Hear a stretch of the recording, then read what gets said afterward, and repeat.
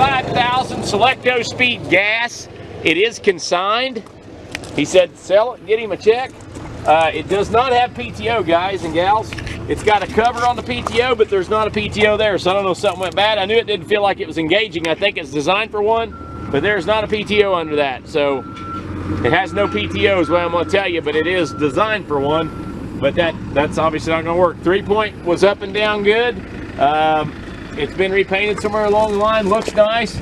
Tractor started good. Seems to run okay. It's got good tires, wheel weights, power steering. But it is a Selecto Speed, guys. It's the automatic version of a gear shift in a Ford. And this one does seem to shift out okay. But that can change overnight. You all know that. You're buying it like she is. You saw me driving it around. They brought it here and unloaded it. They have done some welding on a rim here, it looks like, that I'm seeing.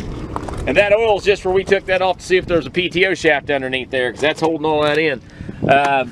It does have a welded rim. It does have, like I say, wheel weights. Not much else to say about it. 5,000 Selecto Speed. Don't know if anybody's collecting these yet or not, but there's probably fewer and fewer of them every day that are decent. And this one's, it shifts out just like it's supposed to. It's going to sell absolute on Tractor House Auction. Yeah, there is. The other thing to tell you is, these are not kids' tractors, all right?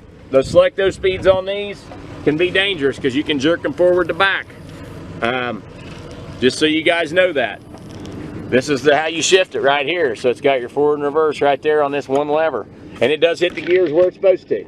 I took it all the way up to 10th gear. Like I say, probably more of a collector's item than a user, but Little Rascal runs good.